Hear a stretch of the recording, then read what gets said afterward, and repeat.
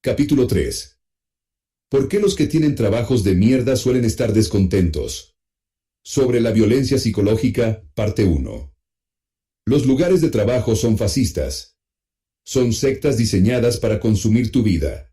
Los jefes custodian tu tiempo con tanto celo como los dragones custodian su oro. Nouri. Me gustaría empezar este capítulo explorando algunos de los efectos éticos y psicológicos que suelen sufrir las personas que están atrapadas en un trabajo de mierda. En particular, quisiera plantear la pregunta más obvia. ¿Por qué es esto un problema? O, por formularla de forma más precisa, ¿por qué el hecho de tener un trabajo sin sentido a menudo hace que la gente se sienta desgraciada? A primera vista, no está claro por qué es así. Después de todo, estamos hablando de personas a las que les pagan, y con frecuencia muy bien por no hacer nada o casi nada. Cabría pensar que los que están en tal situación se deberían sentir afortunados, especialmente cuando se les deja hacer lo que quieran. Pero, aunque de vez en cuando he recibido algún testimonio de personas que no podían creer en su buena suerte por conseguir tal o cual puesto, sorprende comprobar que en realidad son muy pocas. Muchos estaban perplejos por su propia reacción, incapaces de comprender por qué su situación les hacía sentirse tan insignificantes o deprimidos, y el hecho de que no pudieran explicar claramente sus sentimientos. No había nada que pudieran contarse a sí mismos sobre la naturaleza de su situación, y sobre cuál era el problema concreto. A menudo contribuía aún más a su desdicha. Un esclavo condenado a las galeras sabe al menos que está siendo oprimido, pero un oficinista obligado a sentarse ante una pantalla fingiendo escribir durante 7 horas y media al día por $18 la hora, o un consultor junior obligado a ofrecer el mismo seminario sobre innovación y creatividad una semana tras otra por $50,000 al año, solo están perplejos. En mi libro sobre la deuda analicé el fenómeno de la confusión moral, y puse como ejemplo el hecho de que, a lo largo de su historia, la mayoría de los humanos parecen haberse puesto de acuerdo en dos cosas: que pagar las deudas es la esencia misma de la moralidad, y que los prestamistas son la encarnación del mal. Aunque el ascenso de los trabajos de mierda es un fenómeno comparativamente reciente, en mi opinión, han creado una confusión moral muy similar. Por un lado, todo el mundo parece tener razones para dar por supuesto que los seres humanos tienden siempre a buscar lo más ventajoso para sí mismos, es decir, a tratar de encontrarse en una situación en la que obtengan el máximo de beneficio a cambio del mínimo gasto de tiempo y esfuerzo. Y en general, esto es lo que hacemos, especialmente si hablamos de ello en abstracto. No podemos limitarnos a dar limosna a los pobres, porque entonces no tendrán incentivos para buscar trabajo. Por otro, nuestra propia experiencia, y la de las personas más cercanas, parece contradecir este supuesto en muchos aspectos. Las personas casi nunca actúan o reaccionan ante las situaciones que se les presentan de la forma que predicen nuestras teorías sobre la naturaleza humana. En mi opinión, la única conclusión razonable es que, en ciertos aspectos esenciales, estas teorías son erróneas. En este capítulo, no quiero limitarme a preguntar por qué muchas personas son tan infelices haciendo lo que a ellos les parece un simulacro de trabajo carente de sentido, sino reflexionar con mayor profundidad sobre lo que esa infelicidad nos puede decir sobre cómo es y qué pretende la gente básicamente. Sobre un joven aparentemente al mando de una sinecura que no obstante descubrió que era incapaz de controlar la situación. Comenzaré con una historia. Lo que sigue es el relato de un joven llamado Eric, cuya primera experiencia en el mundo laboral fue un trabajo que resultó ser tan absurdamente inútil que casi era cómico. Eric: he tenido muchos trabajos horribles, pero el que realmente era pura mierda líquida fue mi primer trabajo profesional, el que tuve poco después de graduarme, hace 12 años.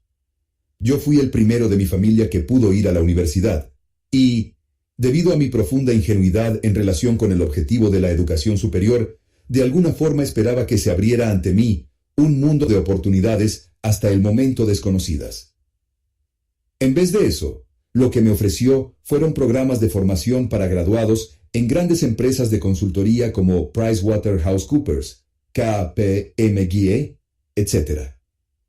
por lo que preferí estar desempleado durante 6 meses y aprovechar el privilegio de préstamo ilimitado en la biblioteca de la facultad para leer novelas francesas y rusas. Esta placentera situación duró hasta que la oficina de empleo me obligó a acudir a una entrevista que, por desgracia, me llevó hasta un puesto de trabajo. Ese puesto consistía en trabajar para una gran empresa de diseño como administrador de la interfaz. La interfaz era un sistema de gestión de contenidos, básicamente una intranet con una interfaz gráfica de usuario diseñada para poder compartir el trabajo de la empresa entre las 7 sedes existentes en el Reino Unido. Eric descubrió muy pronto que le habían contratado porque había un problema de comunicación en la empresa. En otras palabras, era un parcheador. Todo el sistema informático era necesario única y exclusivamente porque los socios eran incapaces de usar el teléfono y coordinarse unos con otros. Eric.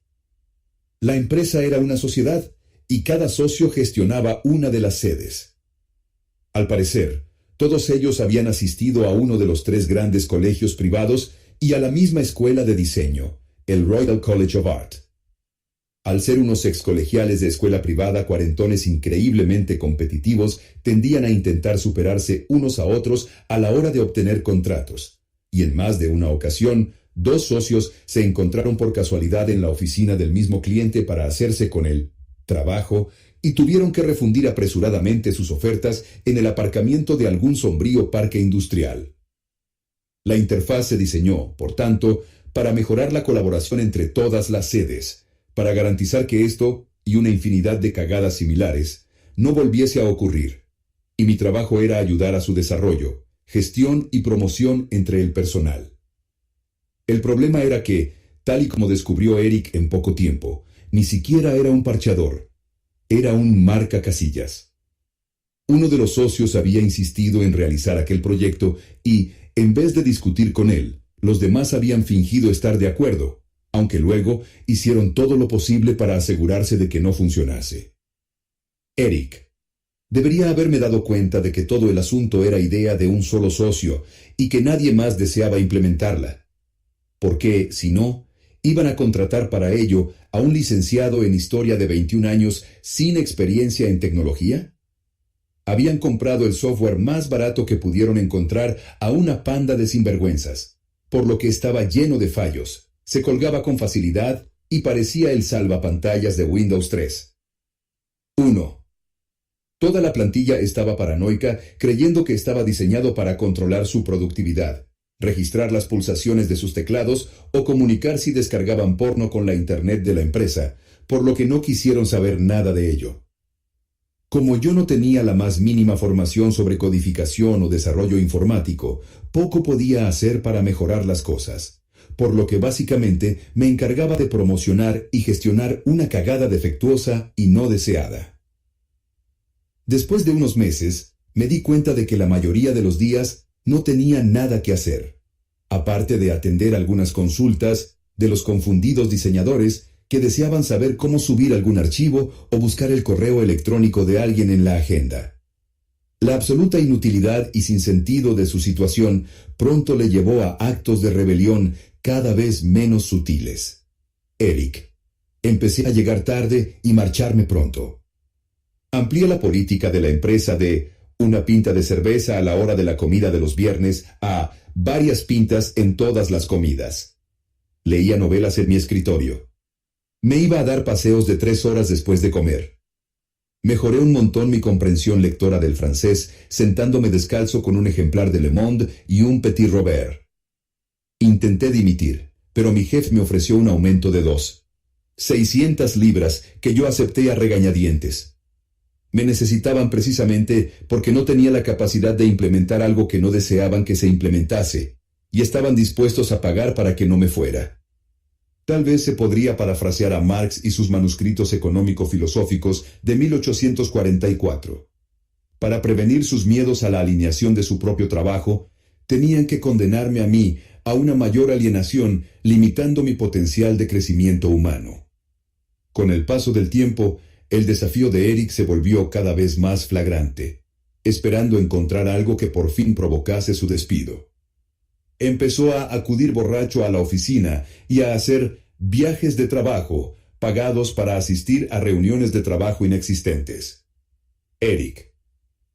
Un colega de la sede de Edimburgo, al que había confesado mis penas tras emborracharme en la reunión general anual, empezó a organizar falsas reuniones conmigo. Una de ellas en el campo de golf del centro turístico de lujo de Glen Eagles, donde, con mis zapatos prestados 2 tallas más grandes que la mía, dejé más de un agujero en el césped a base de golpes fallidos. Como pese a ello no me pasó nada, comencé a organizar por mi cuenta reuniones ficticias con gente de la sede de Londres.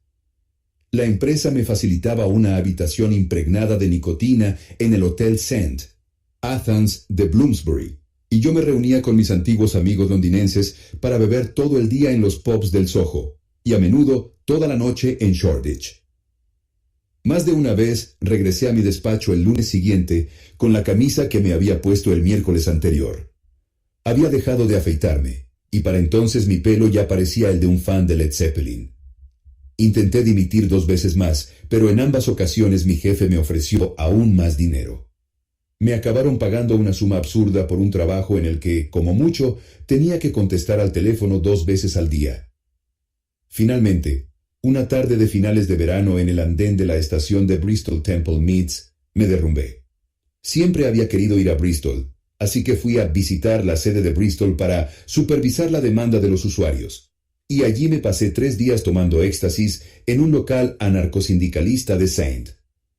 Paul. El bajón disociativo posterior me hizo darme cuenta de lo increíblemente triste que es vivir en un estado de absoluta falta de objetivos. Tras heroicos esfuerzos, Eric logró por fin que lo sustituyeran. Eric.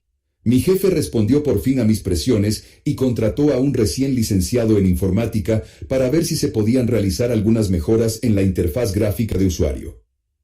El primer día de trabajo del pipiolo, le preparé una lista de lo que había que hacer, e inmediatamente escribí mi carta de dimisión. La deslicé bajo la puerta del despacho de mi jefe, cuando no estaba, y renuncié a mi última nómina por teléfono, en vez de avisar con el tiempo normalmente requerido. Esa misma semana viajé a Marruecos y durante unos días hice poca cosa en la ciudad costera de Essaouira. Cuando volví, me pasé 6 meses en una casa de ocupas y cultivando verduras en un pequeño terreno. Leí su artículo del strike cuando lo publicaron. El hecho de que el capitalismo tiende a crear trabajos innecesarios simplemente para mantenerse en funcionamiento puede que para algunos fuese una revelación, pero desde luego para mí no lo fue. Lo más increíble de esta historia es que muchos considerarían el empleo de Eric como un trabajo de ensueño. Le pagaban mucho dinero por no hacer nada, apenas tenía supervisión, se le respetaba y se le concedían 1001 oportunidades para arreglar el sistema a su favor. Y, sin embargo, poco a poco le fue destruyendo. ¿Por qué? En mi opinión, esta es ante todo una historia de clases sociales. Eric era un joven de clase trabajadora, hijo de obreros de fábrica, nada menos recién salido de la universidad y lleno de expectativas que se topó de la forma más abrupta posible con el mundo real. La realidad, en su caso, era que aunque casi todos los ejecutivos de mediana edad tienden a dar por supuesto que todo varón blanco de 20 y pocos años es un genio de la informática, a pesar de que, como ellos, no tenga formación alguna sobre el tema, y pueden ofrecer a alguien como Eric una situación muy cómoda, si se adapta a sus momentáneos objetivos. A él le veían, básicamente, como una especie de chiste. De hecho, eso era su trabajo, casi de forma literal. Su presencia en la empresa se parecía mucho a una broma que algunos diseñadores se estaban gastando los unos a los otros. Y lo que era aún peor, lo que realmente volvía loco a Eric, era el hecho de que no encontraba forma humana de interpretar que su trabajo servía para algo útil, y ni siquiera podía decirse a sí mismo que lo hacía para alimentar a su familia, ya que aún no tenía ninguna. Al proceder de un entorno familiar en el que la mayoría de sus parientes estaban orgullosos de poder fabricar, mantener y arreglar cosas, o al menos estaban convencidos de que esa es la clase de cosas de las que uno debería enorgullecerse. Eric había supuesto que ir a la universidad y ascender al mundo profesional significaría poder hacer lo mismo a una escala mayor y más significativa. pero en vez de eso, acabó contratado precisamente por lo que no era capaz de hacer. Intentó dimitir varias veces, pero siempre le ofrecían más dinero. Intentó hacer que le despidieran, pero se negaron. Intentó echárselo en cara convirtiéndose en una parodia de lo que ellos suponían que era, pero no tuvo el más mínimo éxito. Para poder entender lo que realmente estaba pasando, imaginemos a un segundo graduado en historia, llamémosle Auntie Eric, un joven con un entorno familiar de profesionales con educación superior al que se coloca en la misma situación. ¿Cómo se hubiese comportado? Pues lo más probable es que le hubiese seguido el juego a la farsa. En lugar de utilizar viajes de negocios falsos para practicar formas de autodestrucción, Auntie Eric los hubiese usado para acumular un capital social, una serie de contactos que tarde o temprano le permitiesen poder aspirar a cosas mejores.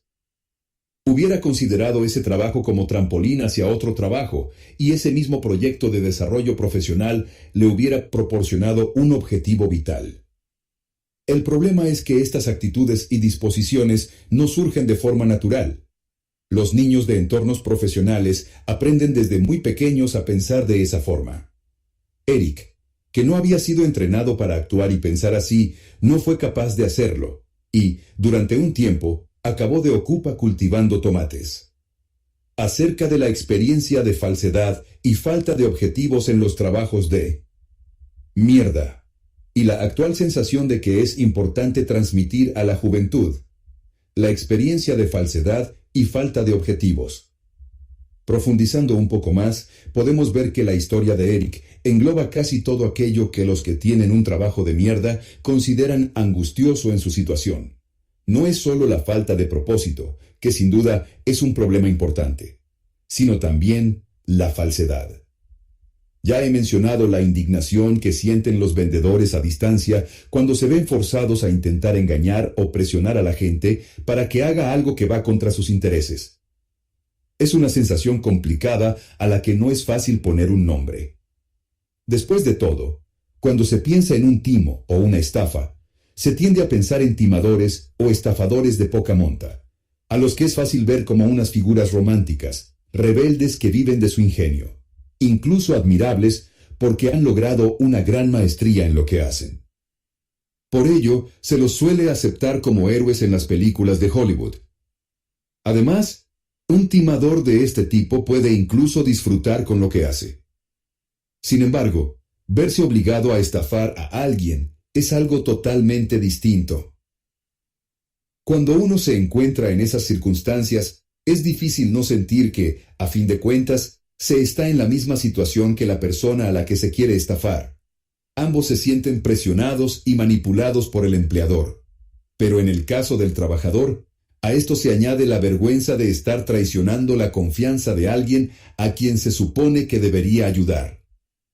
Cabría pensar que las sensaciones suscitadas por la mayoría de los trabajos de mierda tendrían que ser muy distintas.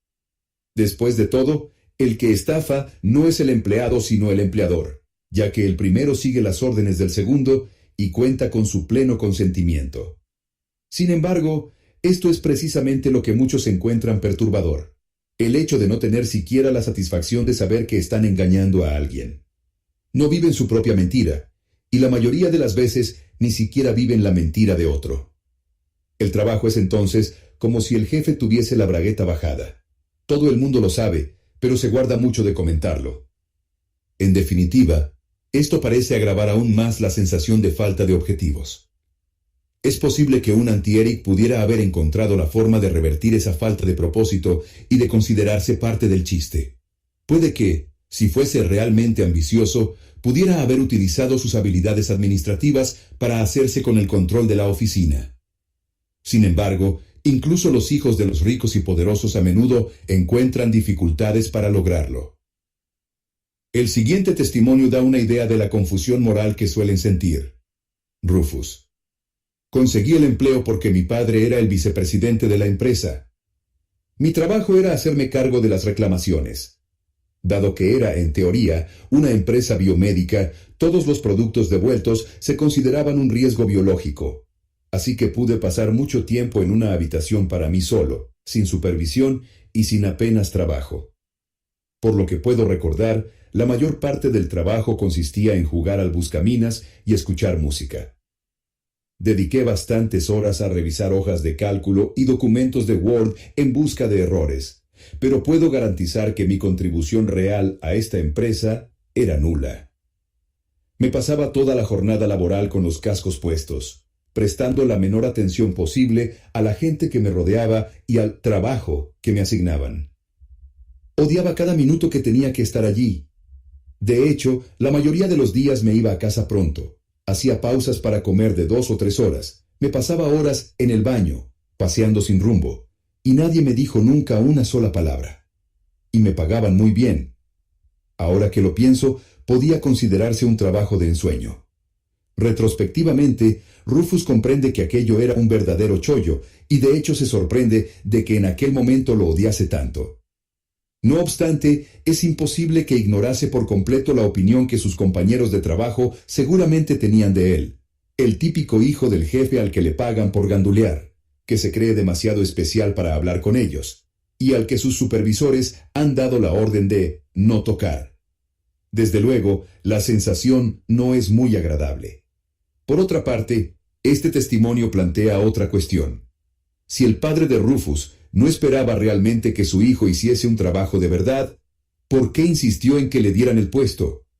Él podía, sin duda, haberle dado una paga semanal, o asignarle un puesto en el que hubiese que hacer un trabajo real, mostrarle sus obligaciones y asegurarse de que las llevaba a cabo, y sin embargo, parecía haber pensado que era más importante que Rufus pudiera decir que tenía un empleo y no que adquiriese una verdadera experiencia laboral. Resulta desconcertante, sobre todo porque la actitud del padre parece haberse vuelto extremadamente común. No siempre fue así. Hubo un tiempo en el que la mayoría de los estudiantes universitarios de padres pudientes o en posesión de una beca o una ayuda económica de estudios recibían una asignación periódica. Se consideraba positivo que, durante unos años de su vida, la juventud no tuviera que preocuparse por el dinero, que tuviese libertad para dedicarse a otras cosas importantes: filosofía, poesía, atletismo, experimentación sexual, estados alterados de la conciencia, política o historia del arte occidental. Hoy en día parece que lo más importante es que trabajen, aunque no necesariamente que trabajen en algo útil. De hecho, como en el caso de Rufus, apenas se espera que trabajen realmente, sino que hagan acto de presencia y finjan hacerlo. Un cierto número de estudiantes me escribió solo para quejarse de este fenómeno. En el siguiente testimonio, Patrick reflexiona sobre su trabajo como asistente temporal de venta al por menor en un almacén de un sindicato estudiantil. Patrick: en realidad, no necesitaba el trabajo. A nivel financiero, podía pasar sin él, pero lo solicité por presiones de mi familia, por un retorcido sentido de la obligación de obtener una experiencia laboral para prepararme para lo que me esperaba tras la universidad. En realidad, el empleo solo me quitó tiempo y energía que hasta el momento dedicaba a otras actividades, como campañas y activismo, o leer por placer, lo que hizo que el empleo me gustase aún menos. El trabajo era el habitual en una tienda de un sindicato universitario: vender productos a los estudiantes, algo que perfectamente podría haber hecho una máquina expendedora.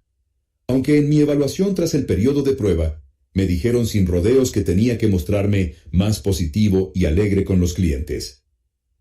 Así pues, no solo querían que hiciese un trabajo que podía hacer una máquina, sino que tenía que fingir que disfrutaba con mi situación. Cuando mi turno coincidía con la hora de comer de un día laborable, la cosa era más llevadera, ya que estaba muy ocupado y el tiempo pasaba relativamente rápido. Pero cuando me tocaba un domingo por la tarde, era espantoso. Por si fuera poco, no nos permitían estar ociosos, incluso aunque la tienda estuviese vacía. No podíamos, por ejemplo, sentarnos tras el mostrador y leer una revista. El gerente siempre nos asignaba tareas inútiles, como comprobar que no hubiese nada caducado, aunque supiésemos seguro que no era así porque se vendía todo con mucha rapidez, o colocar los productos en las baldas para que tuviesen el mejor aspecto posible. Lo peor con diferencia, sin embargo, era que el trabajo te dejaba mucho tiempo para darle vueltas al coco, ya que no era precisamente exigente a nivel intelectual. No dejaba de pensar en la mierda que era mi trabajo, en que podía hacerlo una máquina, en que no veía la hora de que llegase el comunismo, y en las posibles alternativas a un sistema en el que millones de seres humanos están obligados a hacer esta clase de trabajo durante toda su vida para poder sobrevivir. En resumen, no podía dejar de pensar en lo deprimido que me sentía. Esto es lo que sucede, por supuesto, cuando se abre un mundo entero de posibilidades sociales y políticas a una mente joven enviándola a la universidad, y luego se le dice que deje de pensar y que ordene estanterías que ya están ordenadas. Los padres de ahora creen que es importante que los jóvenes tengan experiencia. Pero, ¿qué se suponía que debía aprender Patrick en ese ejercicio exactamente? Otro ejemplo. Brendan. Estudio en una pequeña universidad de Massachusetts, y mi ambición es llegar a ser profesor de historia en algún instituto. Hace poco empecé a trabajar en el comedor universitario. En mi primer día de trabajo, un compañero me dijo, la mitad del trabajo consiste en hacer que las cosas parezcan limpias, y la otra en dar la impresión de estar muy ocupado. Durante los primeros meses me pusieron a cargo del mantenimiento de una de las salas. Tenía que limpiar la cinta rodante del buffet, reponer los postres y fregar las mesas tras cada comida. No era una sala muy grande, por lo que normalmente podía hacer todas las tareas en los primeros 10 minutos de cada hora que me pasaba allí. De hecho, tenía tiempo para estudiar y para hacer buena parte de los trabajos de mis clases. Sin embargo, a veces venía uno de los supervisores menos comprensivos, y en ese caso tenía que estar muy atento para asegurarme de parecer que estaba siempre ocupado. No tengo ni idea de por qué no podían reconocer que realmente no tenía mucho que hacer, y si no hubiese tenido que emplear tanto tiempo y energía en parecer ocupado, podía haber estudiado y realizado todas mis tareas con mayor rapidez y eficiencia. El problema es que el objetivo no es la eficiencia. De hecho, si se tratase de enseñar a los alumnos hábitos de estudio eficientes, lo mejor que se podría hacer sería dejar que se concentrasen exclusivamente en sus estudios.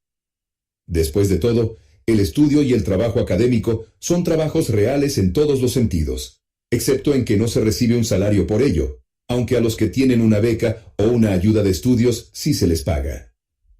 Al igual que el resto de las actividades que Patrick o Brendan podrían haber hecho si no se hubiesen visto obligados a buscar un empleo en el mundo real, su trabajo de clase es, de hecho, más real que el trabajo ficticio, estéril, que tienen que fingir hacer en tal empleo. El trabajo del estudiante tiene un contenido muy real. Hay que asistir a las clases, estudiar, hacer trabajos y examinarse, y ser juzgado por los resultados. Sin embargo, da la impresión de que, en la práctica, es precisamente esto último lo que hace que esta clase de trabajo parezca insuficiente a ojos de las autoridades, padres, profesores, administradores, gobiernos, que parecen creer que además tienen que mostrar el mundo real a los alumnos. Lo que hacen los estudiantes está demasiado orientado a los resultados, y pueden estudiar de la forma que prefieran con tal de que aprueben los exámenes. Un estudiante de éxito tiene que aprender a tener autodisciplina, pero eso no es lo mismo que aprender a operar bajo las órdenes de un superior. Y lo mismo ocurre con el resto de los proyectos y actividades que los estudiantes podrían hacer si no tuvieran que trabajar en el mundo real. Ensayar para una obra de teatro, tocar en un grupo, realizar protestas políticas, hornear galletas o cultivar María para vendérsela a sus compañeros. Todos estos trabajos podrían ser una formación adecuada para una sociedad de adultos autoempleados, o incluso para una compuesta principalmente de profesionales autónomos, médicos, abogados, arquitectos, etc., que era lo que en otros tiempos tenían que producir las universidades. Tal vez se podría incluso formar a los jóvenes para encajar en los colectivos democráticamente organizados que aparecían en las ensoñaciones de Patrick sobre el comunismo, pero, tal y como señala Brendan, eso no te prepara para trabajar en un entorno de trabajo cada vez más mierdificado. Brendan, muchos de estos trabajos de estudiantes nos fuerzan a realizar tareas absurdas como escanear documentos de identidad, vigilar salas vacías o limpiar mesas que ya están relucientes. Todo el mundo está de acuerdo con ello, porque ganamos dinero mientras estudiamos, pero en realidad no existe razón alguna para no entregar el dinero directamente a los alumnos y automatizar o eliminar el trabajo. No estoy muy familiarizado con el funcionamiento de estas cosas, pero creo que todo este trabajo está financiado por el gobierno federal y asociado a nuestros préstamos universitarios. Todo forma parte de un sistema federal diseñado para adjudicar un montón de deuda a los estudiantes, obligándoles a trabajar en el futuro, ya que esas deudas son difíciles de saldar de otro modo y crear programas de educación de mierda diseñados para formarnos y prepararnos para nuestros trabajos de mierda. A Brendan no le falta razón, y en un capítulo posterior volveremos sobre este tema. Aquí, sin embargo, quiero centrarme en lo que realmente aprenden de estos trabajos ficticios los estudiantes obligados a realizarlos, en cuáles son las lecciones que dejan de aprender al abandonar las ocupaciones y actividades estudiantiles más tradicionales, como estudiar para los exámenes, organizar y asistir a fiestas, etc. A juzgar solo por los testimonios de Brendan y Patrick, aunque podría referirme a muchos más, creo que podemos concluir que aprenden al menos estas 5 cosas. 1. Cómo trabajar bajo la supervisión directa de otra persona. 2. Cómo fingir que se está trabajando incluso cuando no hay nada que hacer. 3. Que no se recibe un salario por hacer cosas que se disfrutan, por muy útiles o importantes que sean. 4. Que sí se recibe un salario por hacer cosas que no se disfrutan y que no son en absoluto útiles ni importantes. 5. Que, en los trabajos de atención directa al público en los que se recibe un salario por hacer cosas que no se disfrutan, es necesario además fingir que sí se disfrutan. A esto es a lo que se refería Brendan al decir que obligar a trabajar a los estudiantes es una forma de prepararlos y formarlos para sus futuros trabajos de mierda. Su propósito era convertirse en un profesor de historia de instituto. Sin duda un trabajo útil y con sentido, pero, como todos los empleos docentes en Estados Unidos, un trabajo en el que la proporción de horas dedicadas a dar clase y a preparar las clases se ha ido reduciendo drásticamente en favor de las horas dedicadas a tareas administrativas. Esto es precisamente lo que sugiere Brendan, que no es casualidad que cuanta más mierda se introduce en los trabajos que requieren un título universitario, más se presione a los alumnos de universidad para aprender cosas sobre el mundo real, dedicando menos tiempo a actividades autoorganizadas y dirigidas a objetivos concretos y más tiempo a tareas que los preparan para los aspectos más mecánicos y con menor sentido de sus futuras carreras profesionales.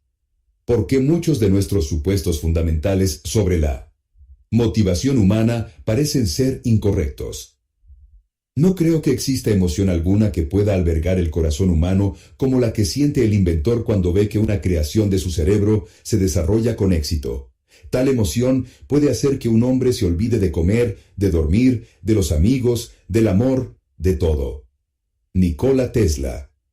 Si el argumento del apartado anterior es correcto, cabría llegar a la conclusión de que el único problema de Eric fue que no estaba lo bastante preparado como para afrontar la inutilidad del entorno de trabajo moderno.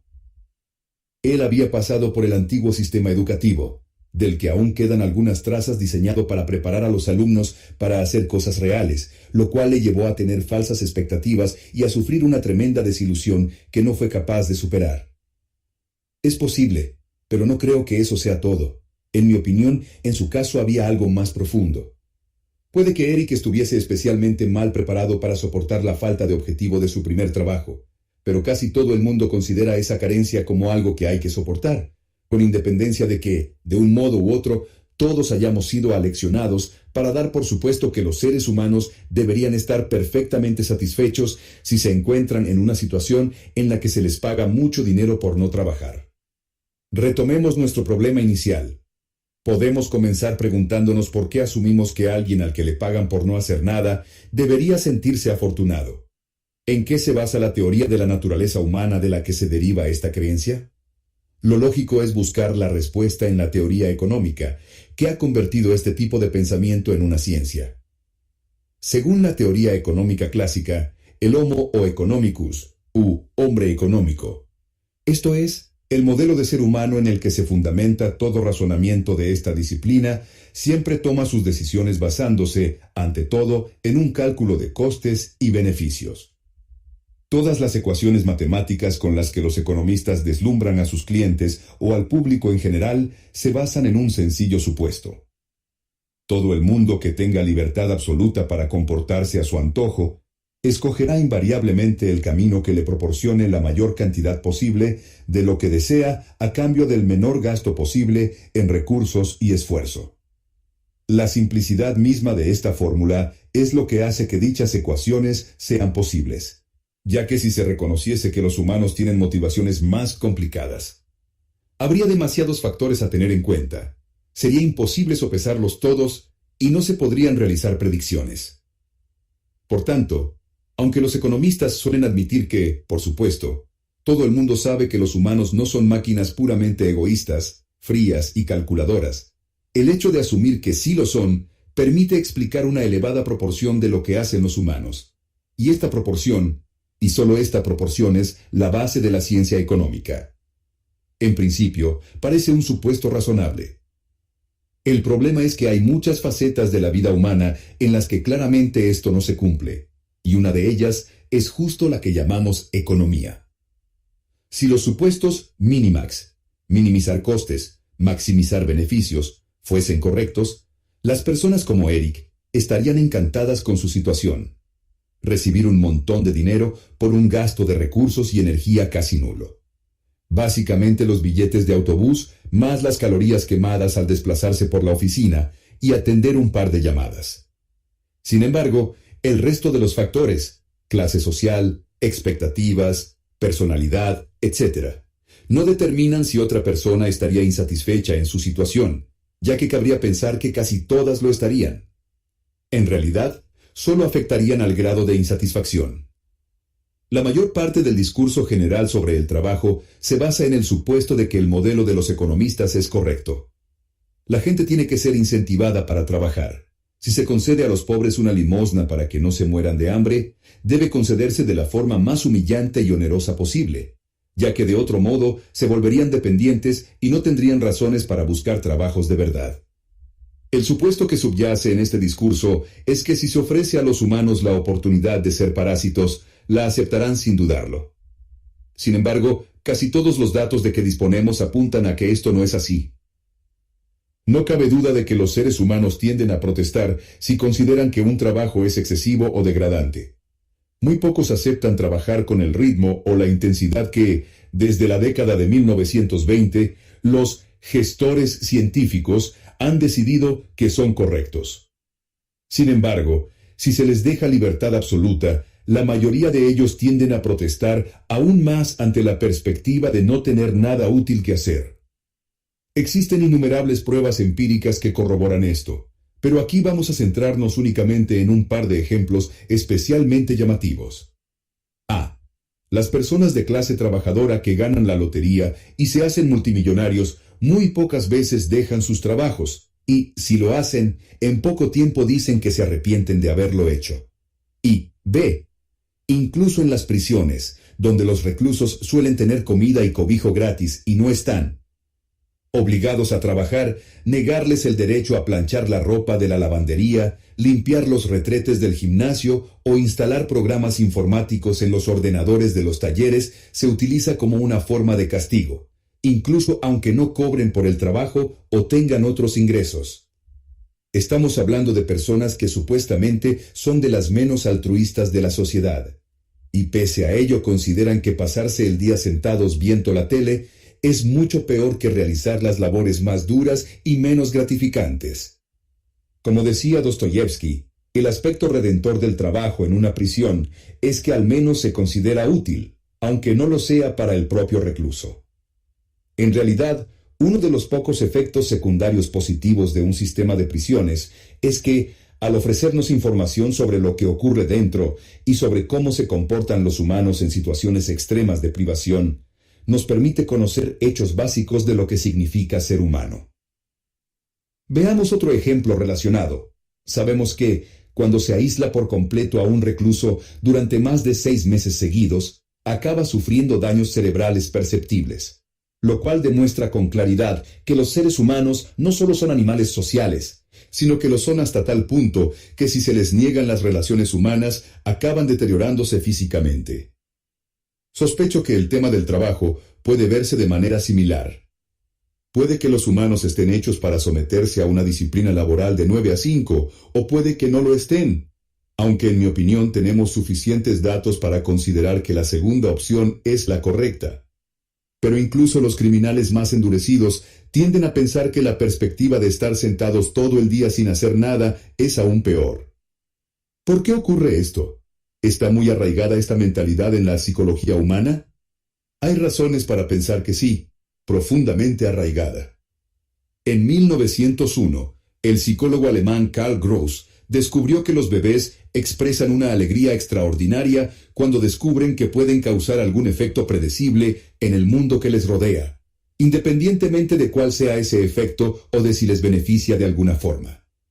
Cuando, por ejemplo, se percatan de que han movido un lápiz con un movimiento aleatorio de la mano y de que pueden lograr otra vez el mismo efecto repitiendo el movimiento, sus expresiones suelen ser de pura felicidad. Gross acuñó la frase «el placer de ser la causa» y sugirió que esta era la base del juego, actividad que él consideraba un ejercicio de poder por el simple hecho de ejercerlo. Este descubrimiento es muy importante para comprender las motivaciones humanas en general. Antes de Gross, la mayoría de los filósofos políticos occidentales, y, con ellos, los economistas y los sociólogos, habían tendido a suponer que los humanos buscaban el poder solo por un deseo intrínseco de conquista y dominación, o por el deseo puramente práctico de garantizar su acceso a las fuentes de la gratificación física, la seguridad o el éxito reproductivo. Los hallazgos de Gross, que posteriormente han sido confirmados por todo un siglo de resultados experimentales, sugerían que, posiblemente, tras lo que Nietzsche llamaba voluntad de poder, se escondía algo más simple. Los niños suelen comprender que existen, que son entidades únicas y diferenciadas del mundo que les rodea principalmente porque se dan cuenta de que ellos son la causa de que algo haya ocurrido, y la prueba está en que pueden hacer que ocurra de nuevo. Además, de forma crucial, esta revelación está marcada desde el principio con una especie de placer que continúa siendo el trasfondo fundamental de toda experiencia humana subsiguiente. Tal vez resulte difícil pensar en nuestro sentido del yo como algo basado en una acción, porque cuando estamos verdaderamente absortos en algo, en especial en algo que se nos da muy bien, como correr o resolver un problema lógico complicado, tendemos a olvidar que existimos. Pero, aun cuando nos fundimos con lo que hacemos, el placer de ser la causa continúa siendo, por así decirlo, la base implícita de nuestro ser. El principal interés de Gross era intentar averiguar por qué juegan los humanos y por qué, incluso cuando saben que no hay diferencia entre ganar y perder fuera de los límites del propio juego, el resultado les apasiona y les emociona tanto. En realidad, él veía la creación de mundos imaginarios como una simple extensión de su presencia. Podría ser, pero, por desgracia, lo que aquí nos ocupa tiene poco que ver con las implicaciones para un desarrollo sano y mucho con lo que ocurre cuando algo sale horriblemente mal. De hecho, algunos experimentos han demostrado que si se permite que un niño descubra y experimente el placer de ser capaz de causar un efecto determinado, y luego se le niega de forma repentina la posibilidad de hacerlo, los resultados pueden ser dramáticos: ira, rechazo a volver a intentarlo, y en casos extremos, síndrome catatónico y abandono del mundo. El psiquiatra y psicoanalista Francis Brusek llamaba a esto el trauma de la influencia fallida, y sospechaba que esas experiencias traumáticas eran la base de muchos problemas de salud mental a lo largo de la vida. Si esto es así, podemos empezar a comprender por qué el hecho de que alguien esté atrapado en un trabajo en el que se le trata como si hiciera algo útil y tiene que fingir que está haciendo algo útil, pero al mismo tiempo es dolorosamente consciente de que no hace nada útil, puede tener efectos devastadores. No solo es un ataque directo al ego de la persona, sino también a los propios cimientos que sostienen su existencia como individuo. Un ser humano incapaz de tener un impacto significativo en el mundo deja de existir. Una breve digresión sobre la historia de los trabajos para mantener. a la gente ocupada y especialmente sobre el concepto de comprar el tiempo de los demás. Jefe, ¿por qué no está trabajando? Empleado, porque no hay nada que hacer. Jefe, bueno, pero se supone que debe fingir que está trabajando. Empleado, tengo una idea mejor. ¿Por qué no finge usted que estoy trabajando? A usted le pagan más que a mí. Monólogo cómico de Bill Hicks. La teoría de Grush sobre el placer de ser la causa le llevó a diseñar, a su vez, otra teoría sobre el juego como simulación y fantasía. Los humanos se inventan juegos y entretenimientos, decía, exactamente por la misma razón por la que los bebés encuentran deleite en su capacidad para mover un lápiz. El deseo de ejercitar nuestras capacidades se convierte en un fin en sí mismo. El hecho de que la situación sea simulada no le resta valor al ejercicio, al contrario, le añade aún más interés. Esto, sugirió Gross, retomando las ideas del filósofo romántico alemán Friedrich Schiller, es básicamente la definición de libertad. Schiller sostenía que el deseo de crear arte no es más que la manifestación de la necesidad que tenemos de jugar en tanto que ejercicio de libertad en sí mismo.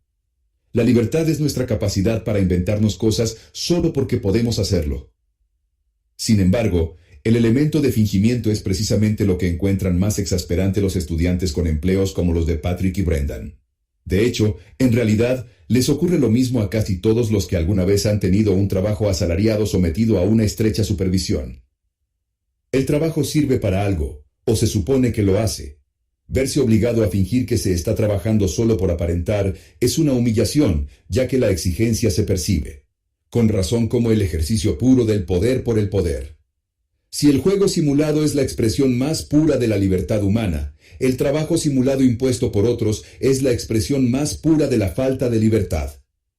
No sorprende, por tanto, que la primera referencia histórica que tenemos sobre la idea de que determinadas categorías de personas tenían que estar trabajando a todas horas, incluso aunque no hubiese nada que hacer, y que para ocupar el tiempo había que inventarse trabajo vano si era necesario, se refiera a las personas que no eran libres, los prisioneros y los esclavos, dos categorías que se han solapado en gran medida a lo largo de la historia. Sería fascinante, aunque probablemente imposible, escribir la historia del trabajo simulado y explorar cuándo y en qué circunstancias se comenzó a considerar que la ociosidad era un problema o incluso un pecado. Ignoro si alguien ha intentado alguna vez llevar esto a cabo. No obstante, la información disponible apunta a que la forma moderna de trabajo simulado de la que se quejan Patrick y Brendan es históricamente reciente. Esto se debe, en parte, a que la mayoría de nuestros antepasados tenían asumido que los patrones normales de trabajo eran cíclicos, explosiones de energía intensas y periódicas, seguidas de periodos de relajación, seguidas de nuevas explosiones, etc. Así era, por ejemplo, el trabajo en la agricultura. Había una movilización total durante los periodos de siembra y recolección, pero el resto del tiempo se dedicaban a mantener y reparar cosas, a realizar pequeñas labores o a no hacer nada. Además, incluso las tareas cotidianas o los proyectos como la construcción de una casa o la preparación de un banquete solían tener este mismo formato. En otras palabras, el patrón de comportamiento tradicional de muchos estudiantes, consistente en no hacer casi nada hasta que los exámenes aparecen en el horizonte, empollar como locos durante los mismos y después volver a la holganza. Me gusta llamar a esto histeria temporal. Es la forma que tradicionalmente han utilizado los humanos para realizar las tareas que deben realizarse, si nadie les fuerza a actuar de otro modo. Es cierto que algunos alumnos realizan versiones de este patrón que rozan el absurdo, pero los buenos estudiantes suelen saber cómo llevar el ritmo correctamente. Esto es lo que hacen los humanos si no se les deja libertad para actuar a su manera. Y no hay razones para pensar que si se les fuerza a proceder de otro modo, se incremente la eficiencia o la productividad. De hecho, a menudo el efecto conseguido es el opuesto al deseado. Obviamente, algunas tareas son más exigentes que otras, y por tanto, se prestan más a alternar explosiones intensas y frenéticas de actividad con otras de torpor relativo. Siempre ha sido así. Cazar animales es una actividad más exigente que recolectar hortalizas. incluso aunque lo segundo se realice de forma intensa en cortos periodos de tiempo. Es más probable que se hagan esfuerzos heroicos para construir una casa que para limpiarla. En las sociedades humanas, tal y como insinúan estos ejemplos, los hombres siempre intentan, a menudo con éxito, monopolizar los trabajos más emocionantes y espectaculares. Son ellos, por ejemplo, los que suelen prender fuego a un bosque para crear terrenos en los que cultivar y, si pueden, delegan en las mujeres las tareas más monótonas y que requieren más tiempo, como limpiar la maleza. Se podría decir que los hombres siempre escogen para sí mismos los trabajos sobre los que luego se pueden contar batallas, e intentan asignar a las mujeres los trabajos en los que se cuentan tales batallas. Cuanto más patriarcal es una sociedad, mayor es el poder que tienen los hombres sobre las mujeres, y mayor es la probabilidad de que ocurra esto. Y, con escasas excepciones, el mismo patrón tiende a reproducirse cada vez que un grupo tiene una clara posición de poder sobre otro. Los señores feudales, si trabajaban en algo, eran guerreros. Sus vidas solían alternar las hazañas militares más dramáticas con la inactividad más absoluta. Obviamente, se esperaba que el trabajo de los campesinos y los sirvientes tuviese más continuidad, pero, incluso en su caso, el horario de trabajo no era ni de lejos tan regular o disciplinado como el actual horario de oficina de 9 a 5. Un siervo medieval, hombre o mujer, solía trabajar desde el alba hasta el anochecer durante 20 o 30 días al año, pero solo unas pocas horas el resto del tiempo, y en los días de fiesta nada en absoluto, y los días de fiesta no eran infrecuentes. La principal razón por la que el trabajo podía ser tan irregular era porque carecía casi por completo de supervisión, no solo en el feudalismo medieval, sino en casi cualquier relación laboral, en cualquier parte hasta hace relativamente poco tiempo, incluso en las relaciones más desiguales. Si los de abajo producían lo que se les exigía, los de arriba no sentían la necesidad de saber cómo lo habían producido. Esto se ve claramente también en las relaciones de género. Cuanto más patriarcal es una sociedad, más segregados tienden a estar los espacios de hombres y mujeres. Menos saben los hombres sobre el trabajo de las mujeres. Y, desde luego, menos capaces serían los hombres de hacer el trabajo de las mujeres si éstas desapareciesen. Las mujeres, por el contrario, suelen saber bastante bien en qué consiste el trabajo de los hombres, y la mayoría de las veces se las arreglan sin los hombres si éstos desaparecen.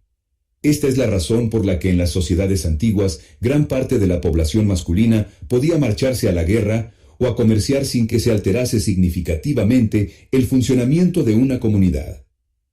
En las pocas ocasiones en las que las mujeres de las sociedades patriarcales tenían supervisión, esta era ejercida casi siempre por otras mujeres.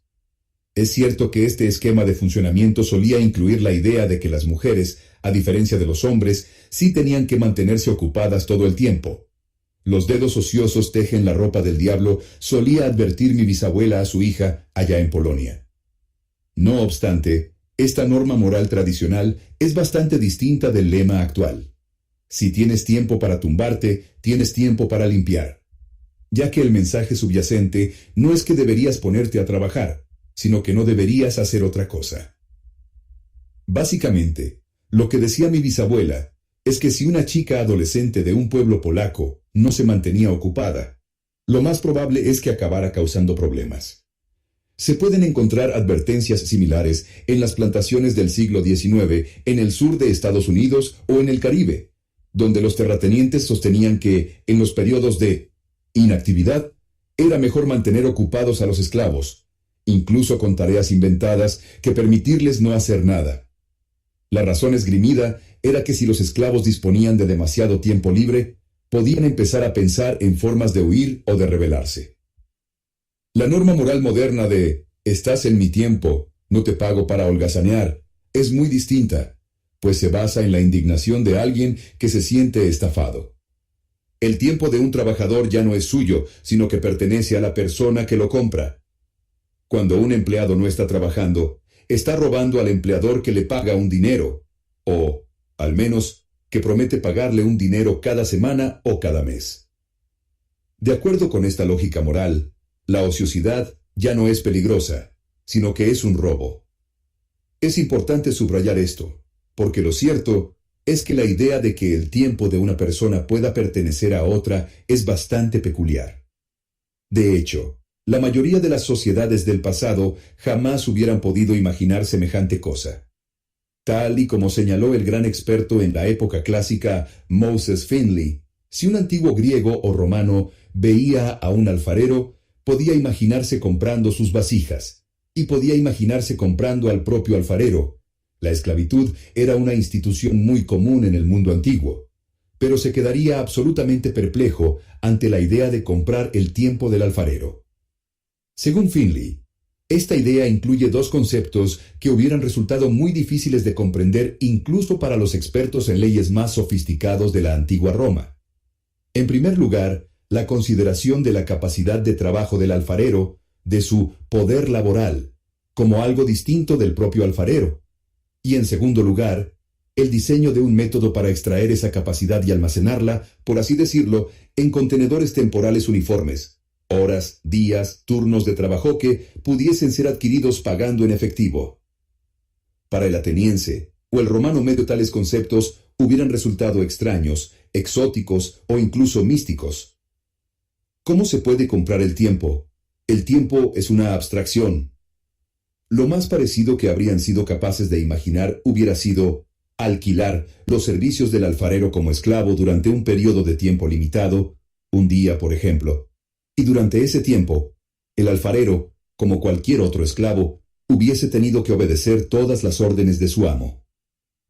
El problema es que hubiera sido imposible encontrar a un alfarero dispuesto a aceptar un trato semejante, ya que ser un esclavo, verse forzado a renunciar al libre albedrío y convertirse en un mero instrumento de otro, incluso de forma temporal, se consideraba lo más degradante que podía sucederle a un ser humano.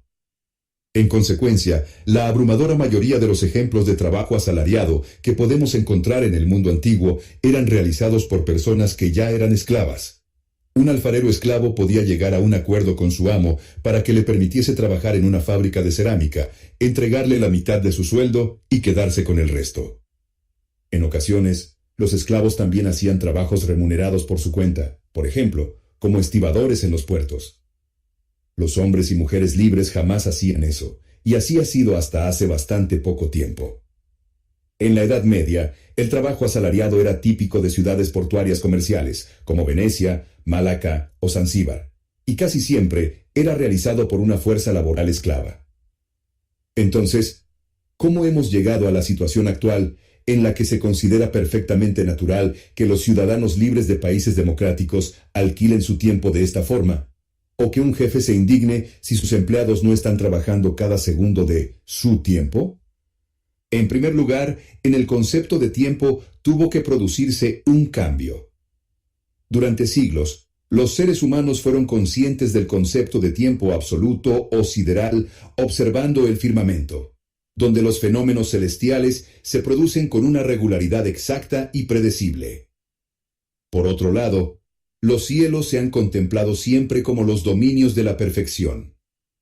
Los sacerdotes o los monjes pueden organizar sus vidas alrededor del tiempo celestial, pero siempre se ha considerado que la vida en la tierra es un poco más desorganizada.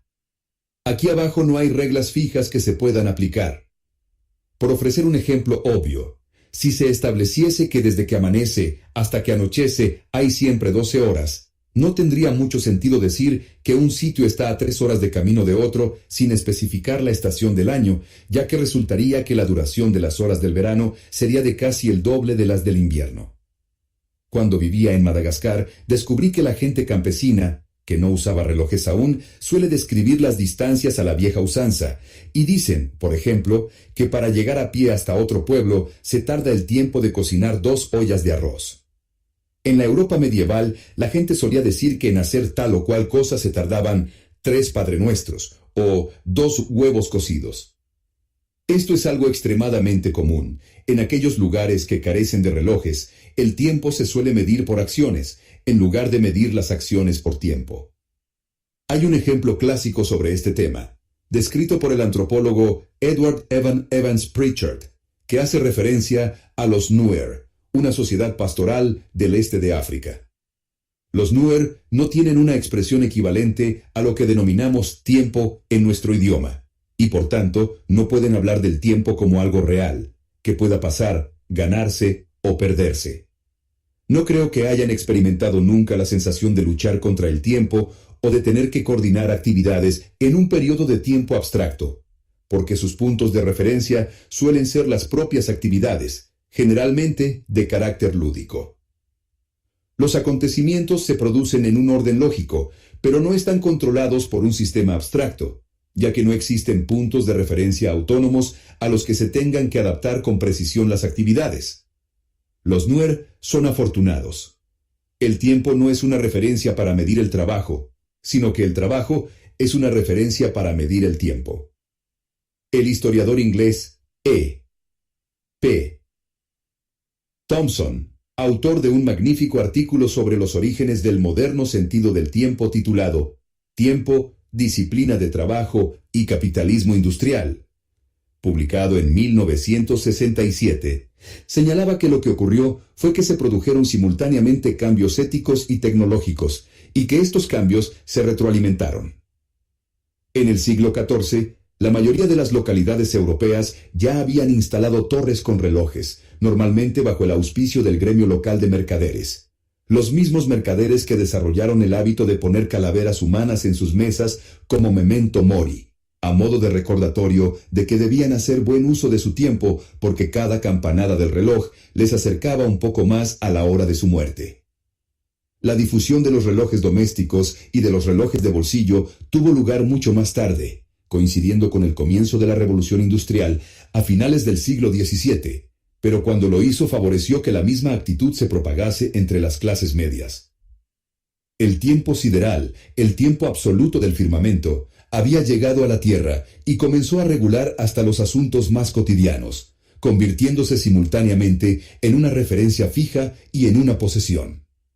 Todo el mundo comenzó a considerar el tiempo como los mercaderes medievales, una propiedad finita que debía administrarse y gastarse con mucho cuidado, exactamente igual que el dinero. Más aún, las nuevas tecnologías también permitieron que el tiempo fijo del que disponía cualquier persona pudiera dividirse en unidades uniformes que se podían comprar y vender por dinero.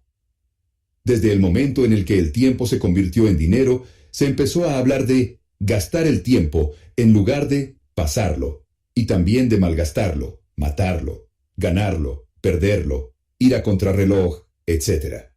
Los predicadores puritanos, metodistas y evangélicos comenzaron a instruir a sus feligreses en el arte de la economía del tiempo, advirtiéndoles de que la gestión cuidadosa del mismo era la esencia misma de la moralidad. Las fábricas comenzaron a emplear relojes de fichar. Los trabajadores debían pulsar el reloj cuando entraban y cuando salían.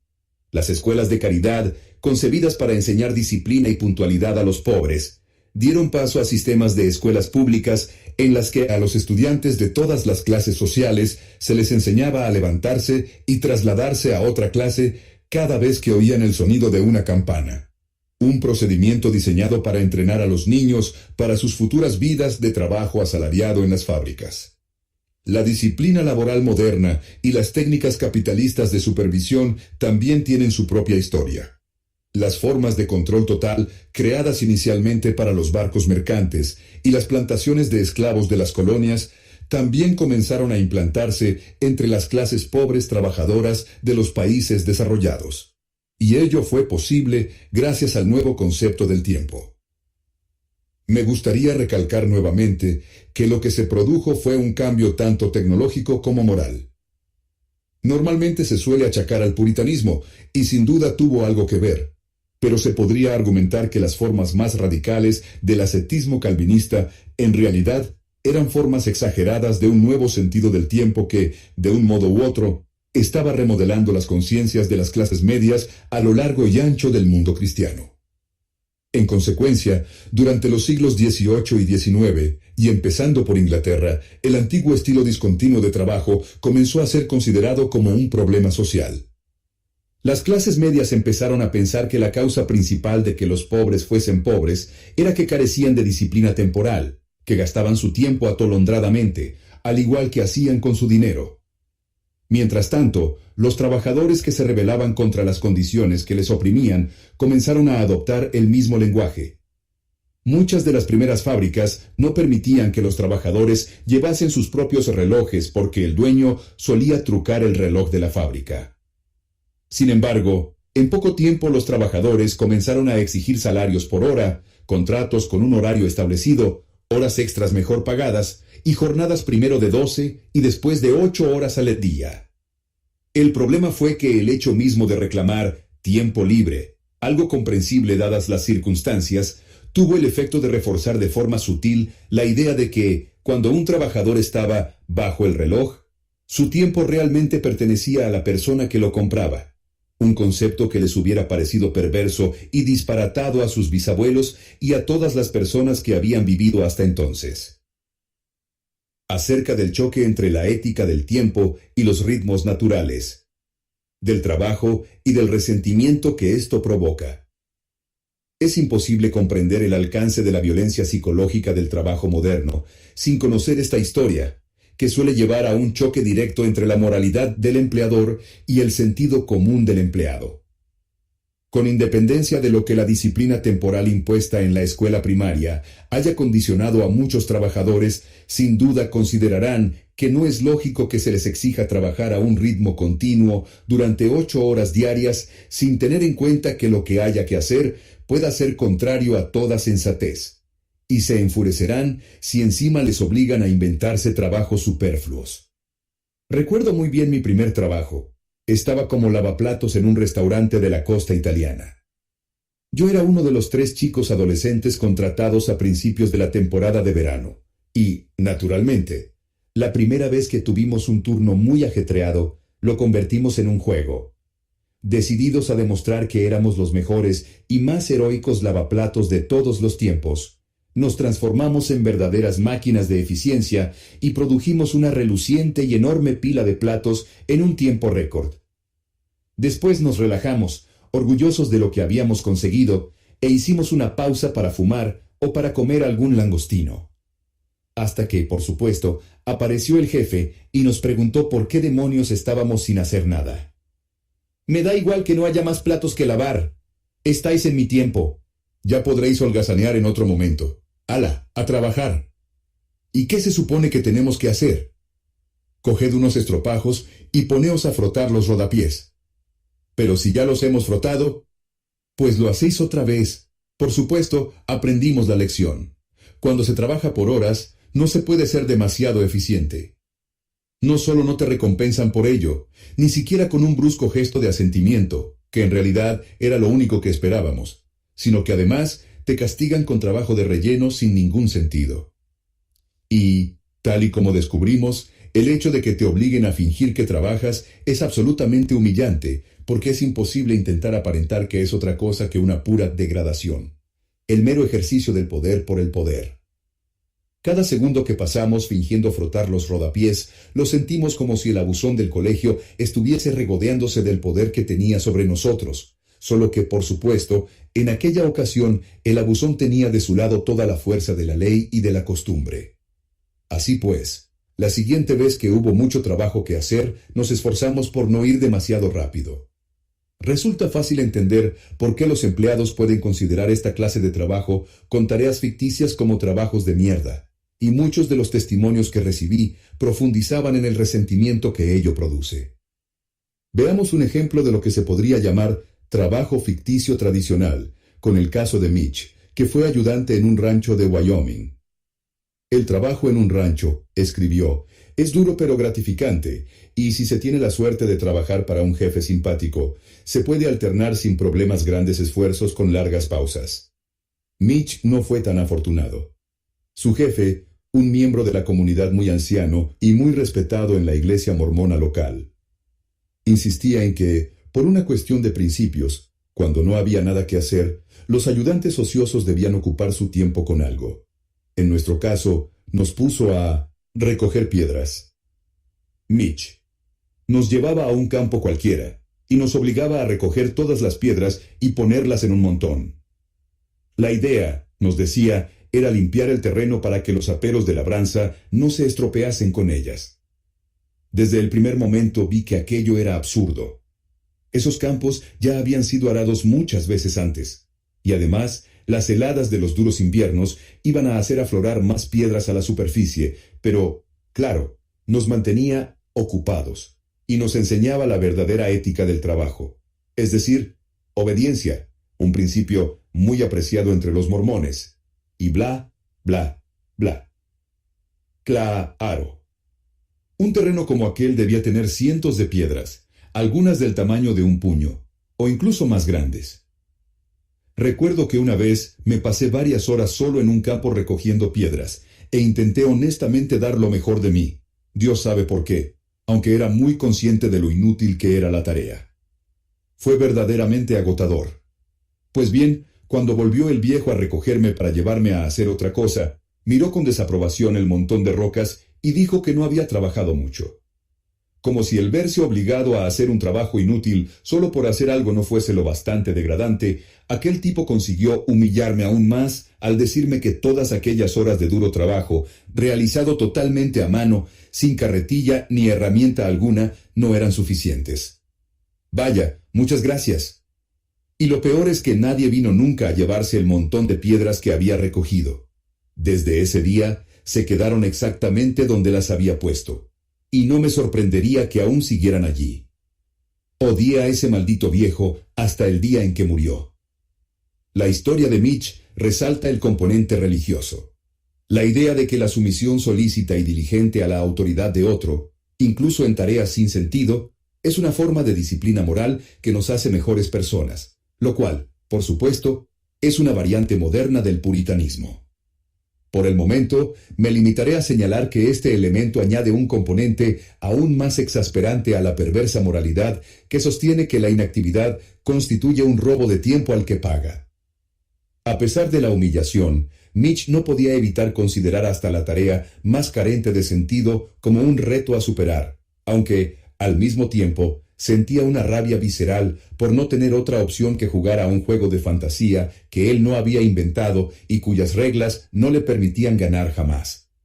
Ahora bien, si hay algo que destruya al ser humano tanto como verse forzado a trabajar para nada, es estar obligado a no hacer nada en absoluto. En cierto modo es incluso peor, por la misma razón por la que cualquier recluso prefiere pasarse un año picando rocas antes que pasarse un año en confinamiento total. Ha habido ocasiones en las que algunos ricos han contratado a personas para hacerse pasar por estatuas en sus jardines durante sus fiestas. Pues bien, algunos trabajos reales se parecen mucho a esto. Aunque no es necesario quedarse tan quieto, muchas veces hay que hacerlo durante mucho más tiempo. Clarence. Trabajé como vigilante de seguridad en un museo que tenía una de sus salas desocupada más o menos de forma permanente. Mi trabajo era vigilar esa sala vacía, asegurándome de que ningún visitante tocase. En fin, nada de la misma, y de que nadie provocase un incendio. Y no me permitían ningún tipo de estímulo mental, como libros, el móvil, etc. Para mantenerme alerta. Como nadie entraba allí nunca, en la práctica tenía que quedarme sentado tocándome las narices durante 7 horas y media, y atento a la alarma de incendios. Si sonaba, tenía que levantarme tranquilamente y salir de allí. Eso era todo. En una situación como esa, y puedo hablar desde la experiencia, ya que me he visto en situaciones similares, es muy difícil no ponerse a pensar, ¿cuánto tiempo más tardaría en escuchar la alarma de incendios si estuviese leyendo una novela o jugando al solitario? ¿2 segundos? ¿3? Eso suponiendo que en realidad no me diera cuenta incluso antes, ya que mi mente no estaría, como ahora mismo, tan hecha puré por el aburrimiento que casi ha dejado de funcionar, pero aún aceptando que fuesen 3 segundos. ¿Cuántos segundos de mi vida me están quitando solo para eliminar ese lapso de 3 segundos? Calculémoslo. Después de todo, tengo tiempo. 27. 000 segundos cada turno. 135. 000 segundos a la semana. 3. 375.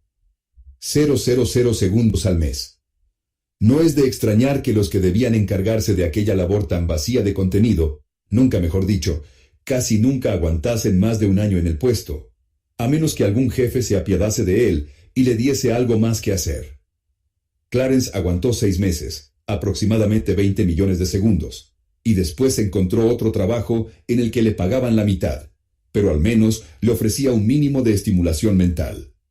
Obviamente, todos estos son ejemplos bastante extremos, pero la norma moral contenida en el mantra «están en mi tiempo» se ha convertido en algo tan natural que la mayoría de nosotros hemos aprendido a ver el mundo desde la perspectiva del dueño del restaurante, hasta tal punto que incluso gran parte de la población ha llegado a verse como un jefe y a sentirse indignada si los empleados públicos, por ejemplo, los guardas de tráfico, parecen estar trabajando de forma relajada o indolente, y ya no digamos si no están haciendo nada concreto.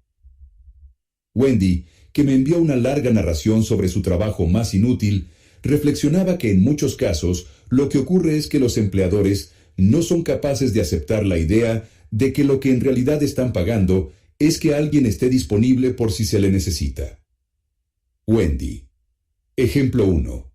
Como recepcionista de una pequeña revista sobre negocios, a menudo me asignaban tareas para realizar mientras esperaba a que sonase el teléfono. A primera vista parece algo lógico, pero es que siempre eran tareas absurdas. En una ocasión, que no olvidaré mientras viva, uno de los representantes de ventas se acercó a mi mesa. Dejó caer sobre ella miles de clips sujetapapeles y me dijo que los clasificase por colores. Pensé que estaba bromeando, pero hablaba en serio, así que lo hice, aunque después observé que los usaba indistintamente, sin prestar la más mínima atención al color. Ejemplo 2. Mi abuela vivió sola en su apartamento de Nueva York hasta pasados los 90 años. No obstante, como necesitaba ayuda, contratamos a una mujer encantadora para que viviese con ella y la vigilase. Básicamente, estaba allí por si mi abuela se caía o necesitaba ayuda, y para echarle una mano con las compras y la colada, pero si todo iba bien, no tenía mucho que hacer. Esto exasperaba a mi abuela. «Está ahí sentada sin hacer nada», se quejaba, y teníamos que explicarle una y otra vez que esa era la idea. Para apaciguarla, acabamos pidiendo a la mujer que, si no le importaba, ordenara los armarios cuando no tuviera otra cosa que hacer, y aceptó encantada. El problema era que el apartamento era bastante pequeño, por lo que los armarios se ordenaban con rapidez y enseguida se quedaba de nuevo sin nada que hacer, lo que exasperaba aún más a mi abuela. Al final, la mujer renunció. Cuando lo hizo, mi madre le dijo: «¿Por qué? Mi madre está mejor que nunca». A lo que ella respondió: «Sí, ella está mejor que nunca, pero yo he perdido 10 kilos y está empezando a caérseme el pelo. Ya no puedo soportarlo más». No era un trabajo de mierda, pero la necesidad de crear una coartada inventando tareas de mierda era profundamente humillante para ella. Creo que es un problema habitual de las personas que trabajan cuidando ancianos. También ocurre con el cuidado de los niños pequeños, pero por razones muy distintas. Y no se trata únicamente de casos aislados. Una vez que se identifica el patrón, es fácil ver que trabajos, carreras e incluso empresas enteras pueden llegar a adaptarse a esta lógica. Una lógica que no hace mucho hubiera sido considerada absolutamente estrambótica, pero que ahora se ha extendido por todo el mundo. Ramadán al-Sokarri, por ejemplo, es un joven ingeniero egipcio que trabaja para una empresa pública en El Cairo. Ramadán: me gradué en electrónica y comunicación en una de las mejores facultades de ingeniería de mi país. Se trata de unos estudios complicados, y todos los estudiantes teníamos altas expectativas sobre futuras carreras profesionales relacionadas con la investigación y el desarrollo de nuevas tecnologías. Bueno, al menos eso es lo que el programa de estudios nos hacía pensar, pero no fue así. Tras mi graduación, el único trabajo que pude encontrar fue como ingeniero de control y HVAC, siglas en inglés de calefacción, ventilación y aire acondicionado, en una empresa de capital público y privado, y solo para descubrir que no me habían contratado como ingeniero, sino como una especie de burócrata técnico. Todo lo que hacemos es papeleo, listas de comprobación y formularios, y al parecer lo único que les importa a los jefes es que sean cumplimentados correctamente. La descripción oficial del puesto es la siguiente: coordinador de un equipo de ingenieros y técnicos que lleven a cabo todo el mantenimiento preventivo, las operaciones de mantenimiento urgente y el diseño de nuevos sistemas de ingeniería de control para lograr la máxima eficiencia. En la práctica, esto supone realizar una breve comprobación diaria de la eficiencia del sistema y cumplimentar el papeleo y los informes diarios correspondientes. En resumen, la empresa necesitaba tener un equipo de ingenieros únicamente para que comprobase cada mañana que la climatización funcionaba correctamente y que luego estuviese disponible por si algo empezaba a funcionar mal. Pero, por supuesto, la junta directiva no podía reconocer tal cosa. Ramadán y el resto de su equipo podían haberse pasado el día jugando a las cartas o, quién sabe, incluso trabajando en alguno de esos inventos con los que habían soñado en la universidad, siempre que estuvieran disponibles para pasar a la acción si algo se estropeaba. Sin embargo, la empresa se inventó un infinito despliegue de formularios, análisis y rituales marca casillas, diseñado para mantenerlos ocupados 8 horas al día.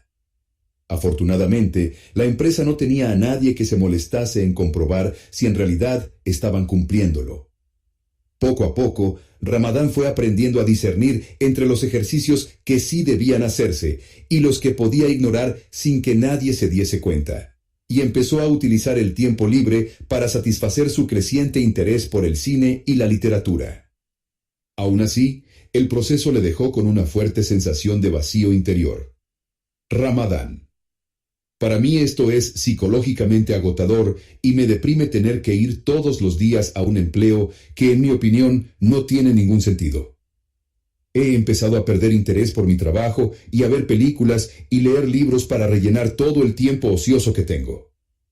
En la actualidad, me ausento durante horas prácticamente todos los días y nadie se da cuenta.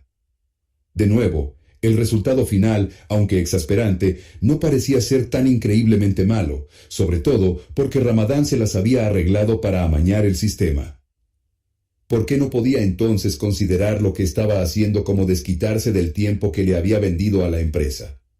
¿Por qué el fingimiento y la carencia de sentido le resultaban tan insoportables y desalentadores? Puede dar la impresión de que estamos planteándonos la misma pregunta de la que partimos, pero ahora estamos mucho mejor preparados para encontrar una respuesta. Si el aspecto más odioso de un trabajo a sueldo por horas y fuertemente supervisado es tener que fingir que se trabaja para apaciguar a un jefe posesivo, es fácil ver que los trabajos como el de Ramadán y el de Eric están organizados en base al mismo principio. Es posible que estos trabajos sean infinitamente más agradables que mi propia experiencia de tener que pasarme horas, o al menos a mí me parecían horas, frotando un rodapié que ya estaba limpio, pues estos trabajos suelen tener un salario mensual más que una paga por horas, e incluso es probable que los empleados no tengan a un supervisor respirándoles en la nuca o que no haya supervisor en absoluto. Sin embargo, todos ellos, al final, necesitan jugar a un juego de fantasía que no han creado ellos mismos, un juego que solo existe como forma de poder impuesta, y esto es intrínsecamente desmoralizador. En última instancia, por tanto, su situación no era tan distinta de la que teníamos mis compañeros lavaplatos y yo cuando teníamos que fingir que estábamos limpiando los rodapiés. Es como tomar la ocupación que supuestamente da sentido a nuestras vidas y sustituirla por la suma de los aspectos más negativos de la mayoría de los trabajos por horas. No es de extrañar que nuestro yo grite y se rebele, ya que sin duda es un ataque directo a todo lo que nos hace humanos.